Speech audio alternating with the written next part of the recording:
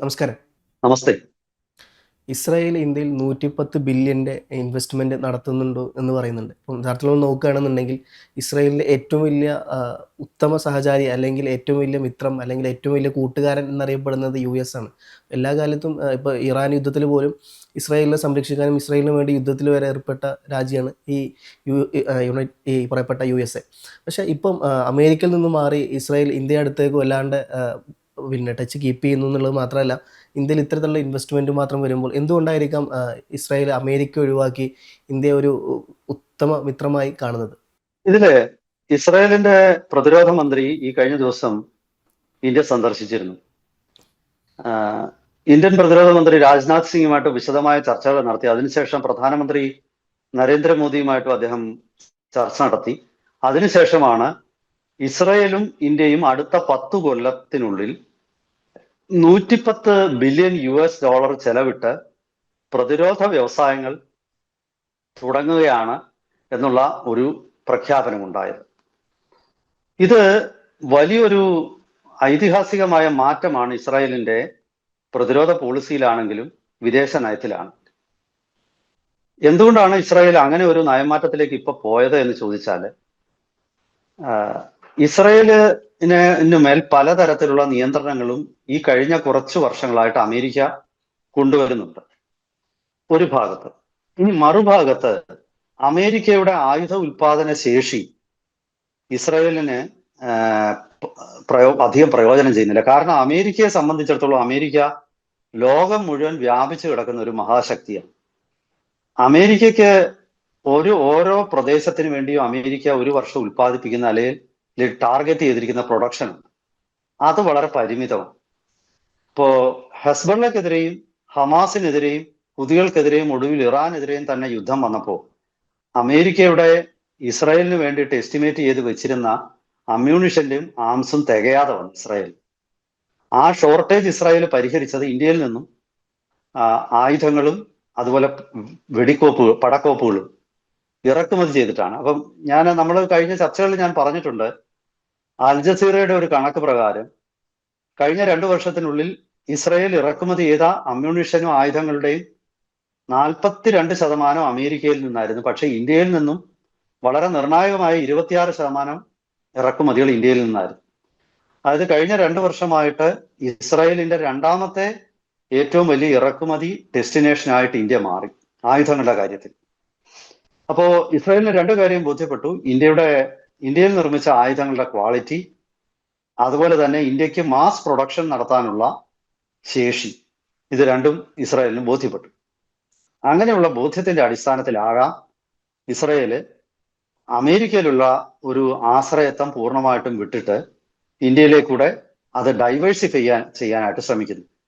ഇത് എന്നിരുന്നാലും എല്ലാ കോമ്പണൻസും ഇന്ത്യയിൽ ഉൽപ്പാദിപ്പിക്കുന്ന തരത്തിലേക്ക് ഇന്ത്യ വളർന്നതായിട്ട് എനിക്ക് തോന്നുന്നില്ല. ഇപ്പൊ ഉദാഹരണത്തിന് ആയുധങ്ങളിലും ഇലക്ട്രോണിക് ഉപകരണങ്ങളിലും എല്ലാം അടിസ്ഥാന ആവശ്യമാണ് സെമി കണ്ടക്ടർ ചിപ്പ്. ആ സെമി കണ്ടക്ടർ ചിപ്പില് ഈ വർഷമാണ് ഇന്ത്യ ഉൽപ്പാദനം തുടങ്ങാൻ പോകുന്നത്. അപ്പോ അമേരിക്ക അതല്ല, ഇപ്പൊ ഇന്റൽ പോലുള്ള എത്രയോ വലിയ കമ്പനികളുണ്ട്. അപ്പോ അതുപോലെ തന്നെ ഇലക്ട്രോണിക്സ് മേഖലയിൽ പല കാര്യങ്ങളില് ഈ പല കോമ്പോണൻസിന്റെ കാര്യത്തില് ഇതിലൊക്കെ തന്നെ അമേരിക്കയെ തുടർന്നും ആശ്രയിക്കാതെ ഇസ്രായേലിന് നിലനിൽക്കാൻ പറ്റും എന്നെനിക്ക് തോന്നുന്നില്ല. അങ്ങനെ ഇരിക്കലും ഇന്ത്യ അതിവേഗം പുരോഗമിക്കുകയാണ്. അങ്ങനെ പുരോഗമിക്കുമ്പോൾ ഇവിടുത്തെ സപ്ലൈ ചെയിനുകൾ, ഇവിടുത്തെ മനുഷ്യ വിഭവശേഷി ഇതൊക്കെ അമേരിക്കയേക്കാൾ വളരെ കൂടുതലാണ്. അപ്പോ ഇന്ത്യയിലെ വളരെയധികം സ്വകാര്യ കമ്പനികൾ ഈ മേഖലയിൽ വന്നു കഴിഞ്ഞു. ഇസ്രായേൽ ലക്ഷ്യം വെക്കുന്നത് 2030 ഇസ്രായേലിന് ഏറ്റവും കൂടുതൽ ആയുധവും വെടിക്കോപ്പുകളും ഇറക്കുമതി ചെയ്യുന്നത് ഇന്ത്യയിൽ നിന്നായിരിക്കും.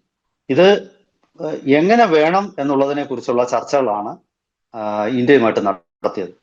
ഒന്ന് ജോയിന്റ് വെഞ്ചേഴ്സ് ആയിരിക്കും ഇസ്രായേലും ഇന്ത്യയും കൂടെ ചേർന്നിട്ടുള്ളത്.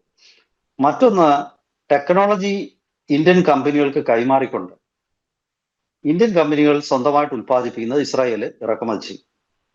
ഈ 2 രീതിയിലുമാണ്. അതിനു വേണ്ടിയിട്ട് പൊതുമേഖലാ കമ്പനികളെയും സ്വകാര്യ കമ്പനികളെയും ഐഡന്റിഫൈ ചെയ്ത് കഴിഞ്ഞു. അതുപോലെ തന്നെ ഏതൊക്കെ സംസ്ഥാനങ്ങളിലാണ് ആ സംസ്ഥാന സർക്കാരുകളുമായിട്ട് ചർച്ചകൾ നടത്തുന്നുണ്ട്.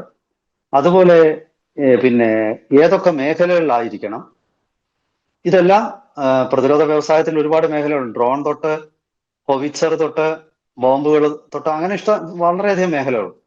അപ്പോ ഇവിടെ ഏതൊക്കെ മേഖലകളിലായിരിക്കണം ഇൻവെസ്റ്റ്മെന്റ് എന്നുള്ളതും ഫൈനലൈസ് ചെയ്യുകയാണ്. ഇന്ത്യയെ സംബന്ധിച്ചിടത്തോളം ഇപ്പം ഞാനിത് താരതമ്യപ്പെടുത്തുന്നത് രണ്ടാം ലോക മഹായുദ്ധം ആ ഒരു കാലഘട്ടം 1940-കളിൽ ഹിറ്റ്ലർ ജർമ്മനിയിൽ ജൂതന്മാരെ അടിച്ചമർത്തുന്ന ഒരു നയം ഹിറ്റ്ലർ സ്വീകരിച്ചപ്പോൾ അവിടെ നിന്നുള്ള ജൂതന്മാരായിട്ടുള്ള ശാസ്ത്രജ്ഞന്മാർ മുഴുവൻ പലായനം ചെയ്തു. അങ്ങനെ പലായനം ചെയ്ത ശാസ്ത്രജ്ഞന്മാരാണ് യഥാർത്ഥത്തിൽ അമേരിക്കയുടെ മിലിറ്ററി ടെക്നോളജി റവല്യൂഷനും ഒരു പരിധിവരെ റഷ്യയുടെ മിലിറ്ററി ടെക്നോളജി റവല്യൂഷനും പിന്നെ അടിസ്ഥാനമിട്ടത്. നമുക്ക് എല്ലാവർക്കും അറിയാം, ആൽബർട്ട് ഐൻസ്റ്റീന്റെ കഥ എല്ലാവർക്കും അറിയാം. ജർമ്മനിയിൽ നിന്നും ആൽബർട്ട് ഐൻസ്റ്റീന് ആ കാലഘട്ടത്തിൽ അമേരിക്കയിലെത്തി. അദ്ദേഹത്തിന്റെ ആപേക്ഷികതാ സിദ്ധാന്തം അദ്ദേഹത്തിന്റെ സിദ്ധാന്തമാണ് പിന്നീട് ഒരു പ്രായോഗിക തലത്തിലേക്ക് ന്യൂക്ലിയർ ബോംബായിട്ട് പരിണമിച്ചത്. അതുപോലെ അമേരിക്കയുടെ ന്യൂക്ലിയർ ബോംബിന്റെ ഉപജ്ഞാതാവായ റോബർട്ട് ഓപ്പൺഹൈമർ, അദ്ദേഹം ജൂയിഷ് പശ്ചാത്തലം അങ്ങനെ വന്ന ആളാണ്. അപ്പോ ഇത് മാത്രമല്ല, ലോകത്തിൽ ആദ്യമായിട്ട് ജെറ്റ് എഞ്ചിൻ ഉണ്ടാക്കുന്നത് ജർമ്മനിയാണ്. പക്ഷേ ഇപ്പൊ ലോകത്തിലെ ഏറ്റവും വലിയ ജെറ്റ് എഞ്ചിൻ നിർമ്മാതാക്കൾ അമേരിക്കയാണ്. എവിടെ നിന്നാണ് ഈ ടെക്നോളജി കിട്ടിയത്? ജർമ്മനിയിൽ നിന്നാണ്. റഷ്യക്കും ഇവിടെ നിന്ന് തന്നെയാണ് കിട്ടിയത്. ജർമ്മനി പിന്നെ സ്വന്തമായിട്ട് ജെറ്റ് എഞ്ചിൻ ഉണ്ടാക്കുന്നതൊക്കെ നിർത്തി. ഇപ്പോഴും ജർമ്മനി ഇപ്പം യൂറോപ്യൻ യൂണിയനുമായിട്ട് ചേർന്നിട്ടാണ് ഉണ്ടാക്കുന്നത്. കാരണം അതിൽ മുതൽ മുടക്കാനുള്ള പൈസ അവരുടെ കയ്യിൽ ഇല്ലാതായി. അപ്പോ ഇന്ത്യയെ സംബന്ധിച്ച് ഈ കാലഘട്ടത്തിൽ യഥാർത്ഥത്തില് ജർമ്മനിയിലെ പല വ്യോമശാസ്ത്രജ്ഞന്മാരും ഇന്ത്യയിലേക്ക് കുടിയേറാൻ ആഗ്രഹിച്ചിരുന്നു. അവര് ഇന്ത്യക്ക് യുദ്ധവിമാനം ഉണ്ടാക്കി നൽകാം എന്ന് പോലും അവർ പറഞ്ഞാണ്. പക്ഷെ ദൗർഭാഗ്യവശാൽ ആ കാലഘട്ടത്തിൽ പ്രധാനമന്ത്രിയായിരുന്ന ജവഹർലാൽ നെഹ്റു അത് അത്ര ഒരു പോസിറ്റീവായ നിലപാടല്ല അദ്ദേഹം അതിനോട് സ്വീകരിച്ചത്. അത് ആ കാലഘട്ടത്തിൽ അങ്ങനെ അങ്ങ് പോയി. എന്താണ് കാരണം എന്നുള്ളത് എനിക്ക് കൃത്യമായിട്ട് അറിഞ്ഞുകൂടാ. ഒരുപക്ഷെ ഇന്ത്യക്ക് അത്ര വലിയ തുക ആ ഒരു കാലഘട്ടത്തിൽ മുതൽ മുടക്കാൻ ഇല്ലാതിരുന്നതാവാം.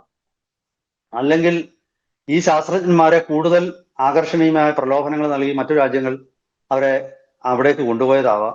എന്തായാലും ശരി, ഇന്ത്യയുടെ യുദ്ധവിമാന പ്രോജക്റ്റ് അന്ന് നടന്നില്ല. പക്ഷെ അന്ന് ആ ഒരു കാലഘട്ടത്തിൽ 60കളിൽ ഇന്ത്യ യുദ്ധവിമാനം ഉണ്ടാക്കിയിരുന്നു. അതിൽ കുറെയൊക്കെ ഇവർ നൽകിയ സംഭാവനകൾ ചിലർ ഇന്ത്യയിൽ ഉണ്ടായിരുന്നു ആ ഒരു വിഷയത്തിൽ. അക്കാര്യത്തില് പണ്ട് ആൽബർട്ട് ഐൻസ്റ്റീൻ അമേരിക്കയിലേക്ക് പോകുന്നു എന്ന് കേട്ടപ്പോ പഴയ തിരുവിതാംകൂർ ദിവാനായിരുന്ന സർ സി പി രാമസ്വാമി അയ്യരെ അദ്ദേഹത്തിന് ഒരു എഴുത്തയച്ചത് തിരുവിതാംകൂർ യൂണിവേഴ്സിറ്റിയുടെ ചാൻസലറായിട്ട് കേരളത്തിലോട്ട് വരണം എന്ന് പറഞ്ഞ് എഴുത്തയച്ചു. അപ്പം അത്രയും ബുദ്ധി സർ സി പി രാമസ്വാമി അയ്യർക്ക് ഉണ്ടായിരുന്നു. പിന്നെ ആൽബർട്ട് ഐൻസ്റ്റീൻ അത് സ്വീകരിച്ചില്ല. അദ്ദേഹം നന്ദി പറഞ്ഞുകൊണ്ടൊരു എഴുത്തയച്ചു. പക്ഷെ അദ്ദേഹം അമേരിക്കയിൽ സെറ്റിൽ ചെയ്തു. കേരളത്തിന് അദ്ദേഹത്തിന് ഓഫർ ചെയ്യാവുന്നതിൽ എത്രയോ വലിയ പശ്ചാത്തല സൗകര്യങ്ങളാണ് അമേരിക്കയ്ക്ക് തീർച്ചയായിട്ടും ഓഫർ ചെയ്യാൻ പറ്റുന്നത്. ഇപ്പോ ഇതേ ശാസ്ത്രജ്ഞന്മാര്, ജൂതശാസ്ത്രജ്ഞന്മാര് വീണ്ടും ഇന്ത്യയെ സമീപിച്ചിരിക്കുകയാണ്. അതായത് അവരെ സംബന്ധിച്ചിടത്തോളം അവർക്ക് സുരക്ഷിതമായ ഗവേഷണം, അതുപോലെ തന്നെ അവരുടെ പല പദ്ധതികളും ഒരു സപ്ലൈ ചെയിൻ നിർമ്മിക്കാൻ ഏറ്റവും അനുയോജ്യമായിട്ടുള്ള രാജ്യം ഇന്ത്യയാണ്. അവർക്ക് പൊതുവെ BJP സർക്കാർ വളരെ അനുകൂലമായ നിലപാടാണ് അവർക്ക് കൊടുത്തിരിക്കുന്നത്. പൊതുജന സപ്പോർട്ട് ലോകത്തിൽ ഏറ്റവും കൂടുതൽ ഇസ്രായേലിന് ഇന്ത്യയിലാണെന്നാണ് അവർ കണ്ടെത്തിയിരിക്കുന്നത്. അമേരിക്കയിൽ പോലും അവർക്ക് ഇതിനേക്കാൾ വലിയ എതിർപ്പുണ്ട്. അമേരിക്കൻ ജനത അങ്ങനെ അങ്ങ് സപ്പോർട്ട് ചെയ്യുന്നില്ല. പക്ഷെ ഇന്ത്യയിൽ ഒരുപക്ഷെ അതൊരു മതപരമായിട്ടുള്ള എന്തെങ്കിലും ആ ഒരു വിഷയങ്ങൾ നിമിത്തം ആയിരിക്കാം. എന്തായാലും ജൂതന്മാർക്ക് ഇന്ത്യയിൽ വലിയ സപ്പോർട്ടാണ്. അതൊക്കെ ഭാവിയിൽ എങ്ങനെ വരുമെന്നൊന്നും എനിക്ക് പറയാൻ പറ്റില്ല. ചിലപ്പോ അത് തിരിച്ചടിച്ചേക്കാം. എന്തൊക്കെയായാലും ശരി, അതിനെക്കുറിച്ച് ഞാനിപ്പോ ഒരു വിശകലനത്തിനോ ഒരു പ്രഡിക്ഷനോ മുതിരുന്നില്ല. പക്ഷെ തൽക്കാലം ഇന്ത്യയെ എല്ലാ വേദികളിലും കൈയച്ച് സഹായിക്കുന്ന ഒരു രാജ്യമാണ് ഇസ്രായേൽ. പാകിസ്ഥാനുമായുള്ള എല്ലാ സംഘർഷങ്ങളിലും 100% സഹായം അവർ ഇന്ത്യക്ക് നൽകിയിട്ടുണ്ട്. കാർഗിൽ യുദ്ധ സമയത്താണെങ്കിലും ഓപ്പറേഷൻ സിന്ദൂറിലാണ് ഇന്ത്യക്ക് പ്രിസിഷൻ അതുപോലെ ഗൈഡഡ് മ്യൂണിഷൻ ഈ 2 കാറ്റഗറിയിലുള്ള വെപ്പൺ കിട്ടിയത് ഇസ്രായേലിൽ നിന്നാണ്. ആ ടെക്നോളജി നൽകിയതും ഇസ്രായേലാണ്. റഷ്യക്ക് ഈ ടെക്നോളജി ഇല്ല. ലോകത്തിൽ ചൈനയ്ക്കും ഈ പ്രിസിഷനും ഗൈഡഡ് മ്യൂണിഷൻ ആ ഒരു ടെക്നോളജിയിലൂടെയാണ് ഇന്ത്യ ബ്രഹ്മോസിനെ പോലും മെച്ചപ്പെടുത്തിയത്. റഷ്യയുടെ പിന്നെ P-800 ഓനിക്സിനാണെങ്കിലും കിൻഷലിനാണെങ്കിലും ഒക്കെ ഇപ്പോ കലൂരോട്ട് വിട്ടാല് വേറെ തൃപ്പൂണിത്തറ പോയി വീഴുന്ന സാധനങ്ങളാണ് ഇതിൽ പലതും. റഷ്യക്ക് വേഗത, മാസ് അറ്റാക്ക്, ഈ രണ്ട് കാര്യത്തിലാണ് റഷ്യ ശ്രദ്ധിക്കുന്നത്. പക്ഷേ ഇസ്രായേലും അമേരിക്കയും ഒക്കെ പ്രിസിഷനാണ്. ഇപ്പോ നിങ്ങൾ പല ഇറാനിയൻ മന്ത്രിമാരും കാറിൽ സഞ്ചരിക്കുമ്പോൾ അവരുടെ തൊട്ടടുത്തിരിക്കുന്ന ആളിന് പോലും അപകടം ഉണ്ടാക്കാത്ത രീതിയിലാണ് ഇസ്രായേലിന്റെ മിസൈലുകൾ ഈ പിന്നെ സൂയിസൈഡ് ഡ്രോണുകൾ വന്ന് ആക്രമിക്കുന്നത്. സ്വാച്ച് ബ്ലേഡ് എന്ന് പറയുന്ന ഒരു തരം സൂയിസൈഡ് ഡ്രോൺ, അതിൽ സ്ഫോടക വസ്തുവില്ല, അത് കൃത്യമായിട്ട് ഒരു കുന്തം പോലെ വന്ന് കുത്തിക്കയറും. അപ്പൊ അത്തരം ആയുധങ്ങൾ പ്രിസിഷൻ ഗൈഡഡ് വെപ്പൺസ് ആണ്. അത്തരം ആയുധങ്ങളുടെ ടെക്നോളജി ഇന്ത്യക്ക് കൈവശം വന്ന ഇസ്രായേലിൽ നിന്നാണ്. എന്തോ ഫൗസ് ചോദിക്കാൻ വന്നതുപോലെ എനിക്ക് തോന്നിയ ചോദ്യം എനിക്ക് ഈ പറഞ്ഞ പോലെ ഇപ്പം ഞാൻ ഇന്നലെ കണ്ട ഒരു വാർത്തയിൽ പറഞ്ഞ പോലെ ഇസ്രായേലിന്റെ ചാരസംഘടന ഈ പറഞ്ഞ പോലെ പാകിസ്ഥാന്റെ പ്രധാനമന്ത്രിയും അവിടുത്തെ വിദേശകാര്യമന്ത്രിമാരെയൊക്കെ കൊല്ലാൻ വേണ്ടി ശ്രമിച്ചു എന്നുള്ള കാര്യത്തിൽ അവർ ഇന്റലിജൻസ് പുറപ്പെട്ടു എന്നുള്ള കാര്യത്തിലുള്ള വാർത്തകളെല്ലാം ഇന്നലെ കേട്ടായിരുന്നു മാധ്യമങ്ങളിലൂടെ. അതെ അതെ, തീർച്ചയായിട്ടും അങ്ങനെ ഒരു വാർത്ത ഉണ്ടായിരുന്നു. പാകിസ്ഥാൻ അങ്ങനെയാണെങ്കിൽ ഇസ്രായേലിനെ തീർത്തു കളയുമെന്നൊരു ഭീഷണിയൊക്കെ മുഴക്കിയിട്ടുണ്ട് ഒരു ഭാഗത്തു നിന്ന്. അപ്പോ പാകിസ്ഥാൻ നേതാക്കന്മാരെ കൊല്ലാന് പണ്ടും, അതായത് പാകിസ്ഥാൻ ആണവ ബോംബ് നിർമ്മിക്കാൻ ഉണ്ടാക്കിയ ആ ഒരു സമയത്ത് ഇന്ത്യ ബേസ് കൊടുക്കാമെങ്കിൽ ഇസ്രായേൽ അത് തകർത്ത് കളയാമെന്നൊരു നിർദ്ദേശം അന്ന് ഇന്ത്യക്ക് മുൻപാകെ ഇസ്രായേൽ വെച്ചിരുന്നു. പക്ഷെ അന്നത്തെ സർക്കാർ അത് സ്വീകരിച്ചില്ല. അതുകൊണ്ടാണ് പാകിസ്ഥാൻ ആണവ ബോംബ് ഉണ്ടാക്കാൻ പറ്റിയത്. കാരണം സദാം ഹുസൈന് ഒരു ആണവ ബോംബ് നിർമ്മിക്കാനായിട്ട് ശ്രമിച്ചപ്പോൾ ഇസ്രായേൽ വിമാനങ്ങൾ വേഷം മാറി വന്നിട്ട് അത് തകർത്തു കളഞ്ഞിരുന്നു. അങ്ങനെ ഒരു സംഭവം നേരത്തെ ഉണ്ടായിരുന്നു. അവിടുത്തെ ഇറാഖിലെ ആണവ കേന്ദ്രങ്ങൾ ഇസ്രായേൽ തകർത്തിരുന്നു. അപ്പൊ അതേപോലെ ഒരു ഓപ്പറേഷനാണ് പ്ലാൻ ചെയ്തിരുന്നത് പാകിസ്ഥാനിലും. പക്ഷെ അത്ര ദൂരം പറന്നു വരാനുള്ള ആ വിമാനങ്ങൾ ഒറ്റയടിക്ക് അന്ന് ഈ ആകാശത്ത് 1980-കളിലെ കഥയാണ് ഞാൻ ഈ പറയുന്നത്. അപ്പൊ ഈ വിമാനങ്ങളിൽ നിന്ന് വിമാനങ്ങളിലേക്ക് ഫ്യൂവൽ നിറയ്ക്കുന്ന ഒരു സംവിധാനമൊന്നും അന്ന് പെർഫെക്റ്റ് ആയിട്ടില്ല. ശരിക്കും പറഞ്ഞാൽ ഒരു വിമാനം പാകിസ്ഥാന്റെ അതിർത്തി രാജ്യമായ ഇറാനിൽ ഇറങ്ങാൻ പറ്റില്ല. ഇറാൻ ഒരിക്കലും സമ്മതിക്കില്ലല്ലോ. അഫ്ഗാനിസ്ഥാൻ ഇറങ്ങാനും പറ്റില്ല. പാകിസ്ഥാന്റെ തൊട്ടടുത്ത രാജ്യമായ ഇന്ത്യയിൽ ഇസ്രായേൽ വിമാനങ്ങൾ ആദ്യം വന്നിറങ്ങും. ഇവിടുന്ന് ഫ്യൂവൽ നിറച്ചിട്ട് പാകിസ്ഥാന്റെ ആണവ കേന്ദ്രങ്ങൾ ആക്രമിക്കും. എന്നിട്ട് തിരിച്ച് ഇന്ത്യയിൽ വരും. ഇന്ത്യയിൽ വന്ന് ഫ്യൂവൽ നിറച്ചിട്ട് അവർ പോകും. അങ്ങനെയായിരുന്നു അവരുടെ പദ്ധതി. പക്ഷെ ഇന്ത്യ അത് സമ്മതിച്ചില്ല. 80-കളിലാണ് ഇത് നടന്നത്. 80-കളുടെ ഒടുവിലാണ് ആണെന്ന് തോന്നുന്നു. അതേ തുടർന്ന് പിന്നീട് പാകിസ്ഥാന് കഹൂട്ടയിലുള്ള AQ ഖാൻ ന്യൂക്ലിയർ കോംപ്ലക്സിലെ പാകിസ്ഥാൻ ആയുധങ്ങൾ വികസിപ്പിക്കുകയും പിന്നീട് 90-കളിൽ വെച്ചിട്ട് അത് ബോംബ് പരീക്ഷിക്കുകയും ചെയ്തു. അപ്പോ ഇസ്രായേൽ ഇത്തരം നിർദ്ദേശങ്ങൾ പണ്ട് ഇന്ത്യക്ക് വെച്ചിട്ടുണ്ട്. പണ്ട് ഇസ്രായേലും ഇന്ത്യയും തമ്മിൽ 1980-കളിൽ ഇന്ദിരാഗാന്ധിയുടെ കാലം മുതൽക്ക് തന്നെ ബന്ധങ്ങൾ ഉണ്ടായിരുന്നു. പക്ഷേ വളരെ പരിമിതമായ ഒരു ബന്ധത്തിലേക്കായിരുന്നു അന്ന് അത് ഒതുങ്ങി നിന്നിരുന്നത്. നരസിംഹറാവുവിന്റെ കാലത്താണ് ഈ ബന്ധം ശക്തമായ രീതിയിലേക്കും വന്നത്. വാജ്പേയിയുടെ കാലമായപ്പോഴേക്കും അത് തുറന്ന ബന്ധവും അത് എംബസി ന്യൂഡൽഹിയിൽ വരികയും ഇപ്പോൾ നരേന്ദ്രമോദിയുടെ കാലത്ത് ഇന്ത്യയുടെ ഏറ്റവും പ്രിഫേർഡ് പാർട്ണറായിട്ട് ഇസ്രായേൽ മാറി. ഇസ്രായേലിന് പരസ്യമായിട്ട് ഇന്ത്യ ആയുധം വിൽക്കുന്നുണ്ട്.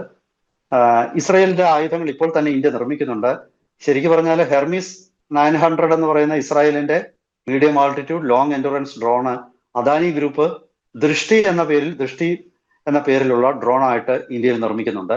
അതുകൂടാതെ ഇപ്പോ ഹെറൺ എന്ന് പറയുന്ന ഇസ്രായേൽ എയറോസ്പേസ് ഇൻഡസ്ട്രിയുടെ ഡ്രോണും ഇന്ത്യയിൽ നിർമ്മിക്കാൻ പോവുകയാണ്. അത് തമിഴ്നാട്ടിലാണ് നിർമ്മിക്കാൻ പോകുന്നത്. അങ്ങനെ ഒരുപാട് ആയുധങ്ങൾ. ഇപ്പോ എൽബിറ്റ് സിസ്റ്റംസ്, ഞാൻ ഈ മുമ്പ് കഴിഞ്ഞ ചർച്ചയിൽ നമ്മൾ പറഞ്ഞതുപോലെ സൂര്യാസ്ത്ര എന്ന യൂണിവേഴ്സൽ റോക്കറ്റ് ലോഞ്ചറും ഇസ്രായേലിന്റെ ആണ്. ആ റോക്കറ്റ് ലോഞ്ചർ ടെക്നോളജി അവർ പൂർണ്ണമായിട്ട് ഇന്ത്യക്ക് കൈമാറിയിട്ടുണ്ട്. ഇസ്രായേലിനെ സംബന്ധിച്ച് ഇന്ത്യക്ക് ടെക്നോളജി കൈമാറുന്നതിൽ അവർക്ക് യാതൊരു മടിയുമില്ല. അവരുടെ ഒരേ ഒരു ആവശ്യം ഈ നിർമ്മിക്കുന്നതിൽ നിന്നും കുറെ ആയുധങ്ങൾ അവർക്ക് വിൽക്കണം എന്നുള്ളതാണ്. അപ്പോ അവരുടെ ഒരു നിർമ്മാണ ബേസായിട്ട് അവർ ഇന്ത്യയെ മാറ്റുകയാണ്. ഭാവിയിലെ യുദ്ധങ്ങൾക്ക് ഇന്ത്യയിൽ നിന്നായിരിക്കും സപ്പോർട്ട്. UAE-ക്കും അവരിപ്പോൾ ആയുധങ്ങൾ കൊടുക്കുന്നുണ്ട്. അതും ഇന്ത്യയിൽ നിർമ്മിച്ച ആയുധങ്ങളായിരിക്കും സപ്ലൈ ചെയ്യാൻ പോകുന്നത്. നിലവിൽ വരികയാണ്. ഇസ്രായേലിന് അതിനൊരു പ്രധാനപ്പെട്ട റോളുണ്ട്. വരും ദിവസങ്ങളിൽ ഇതിന്റെ കൂടുതൽ വിശദാംശങ്ങളുമായിട്ട് നമുക്ക് വീണ്ടും പ്രേക്ഷകരെ സമീപിക്കാം. ഒരിക്കൽ കൂടി എല്ലാവർക്കും നമസ്കാരം.